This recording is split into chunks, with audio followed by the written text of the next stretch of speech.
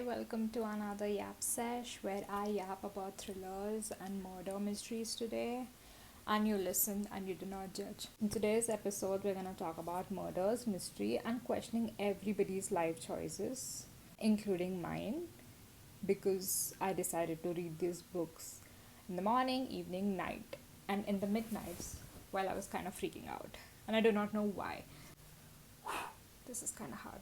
I do not know how people do this, but it's kind of hot. It's 37 degrees out. There is no AC and no fan because I do not want any background noise. And then there are aeroplane sounds. I decided not to put on the AC and fan only to hear aeroplane sounds around me.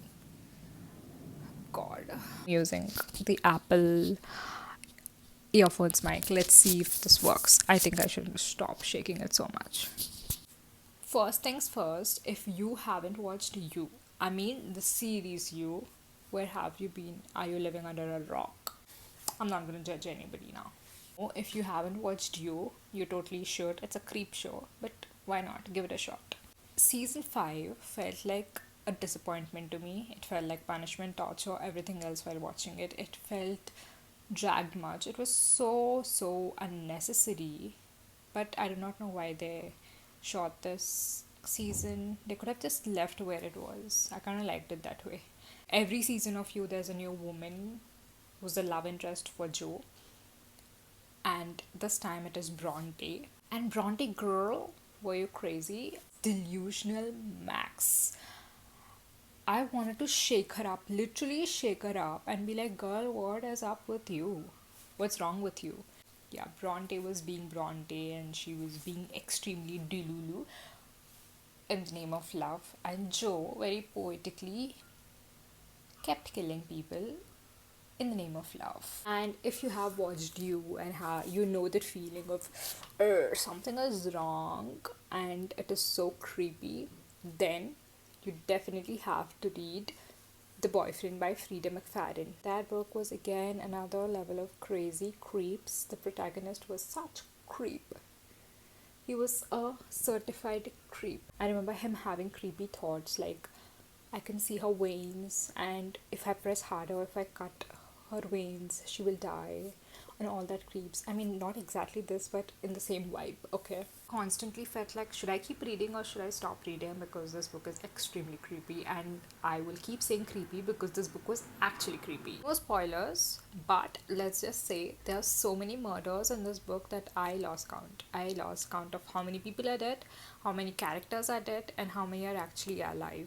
I had one main suspect and two, like maybe if not this person, then these two might be the suspect. But then Frida has shocked me with this one. I did not expect some other person to be the murderer, but well, it turns out that way. I also spoke this on my Instagram. I was narrating the story to a friend of mine. It took me so long to explain the entire scenario, like thinking so thoroughly not to give away any hints.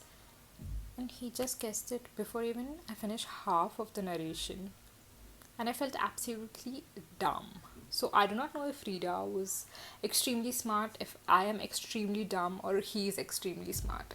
Let's just say it stays unanswered, and I do not want the answers for this question.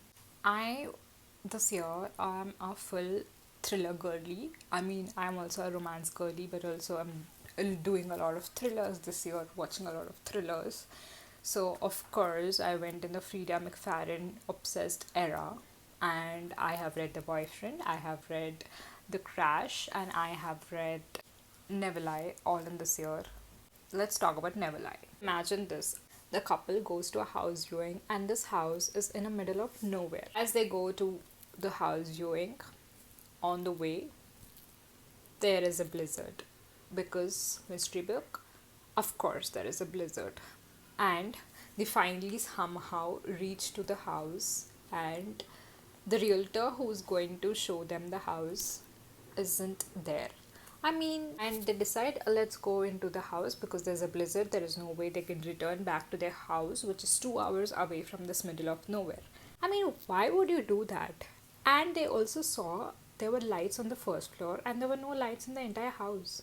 Already suspicious, right? Why the hell would anybody do that? Oh, did I tell you that This house was a psychiatrist house who went missing after her book got published about all the patients she wrote about. She goes missing and they go to see her house. Yes, a classic plot. Main character Trisha, while she was also suspicious about somebody living in this house, they also stay in that house for that night and she goes in search of something. She's just loitering around because she's very curious.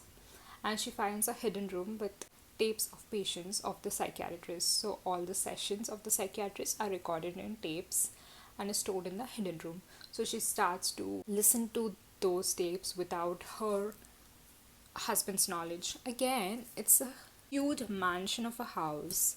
This husband and wife are away from each other. Don't they have fear of anything? Like, she's already scared that somebody's in this house. Why would she choose to be alone? And why would he choose to be alone doing something else, like his work? The story flips between Trisha in the present and the psychiatrist in the past. So the story goes in past and present, where the story is narrated by both of them. And did I think that I cracked the case and I had suspects and I knew what was happening in this entire book while reading this book? Yes, I did have. Was I again fooled by Freida? Yes, I was. So I do not know what happened in the end of the story and what was the plot twist again. Which again is probably a good thing because that's the whole point of it. If I can guess, then what's the whole point? But still, I was really upset that I cannot guess. Anywho, moving on. Let's talk Crash. Listen, I really wanted to love this book. I have heard so much about this book. I saw it everywhere on the internet. And I wanted to love this book, right? But it honestly was really boring. This book really bored me. Entire book felt like I was waiting for something to happen and I was waiting for the huge reveal, the plot twist, and all that jazz. I was really hoping for the great plot twist so that it justifies my entire boredom.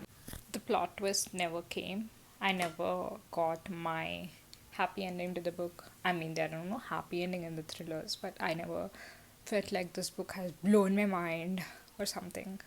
Calling it a thriller is a little too generous. I think it should not be called a thriller. Freida has disappointed with this one.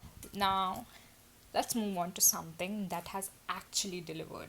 The Residence. It's a series that is on Netflix and I loved it. It's a series set inside White House, already dramatic enough, and it kicks off with a murder at the state dinner.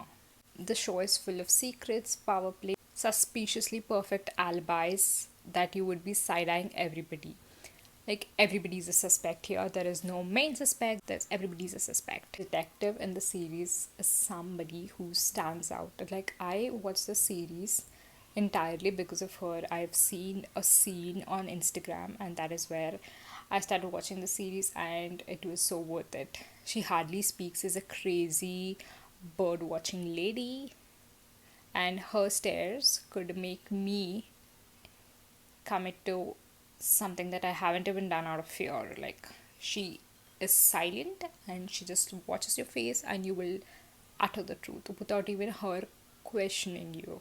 It's a different kind of series and it really delivered. If you like guessing games, twisted plots, and feel like you can't trust anybody, this one's for you. You should definitely watch the series. I mean, read the books also, probably, maybe. If you've read the books or you're gonna read the books and you wanna scream about the plot twists with me, DM me on my Instagram or leave a comment or send me a note with a pigeon. I will read it. Until next time, lock your doors, trust nobody, and question everybody. Bye.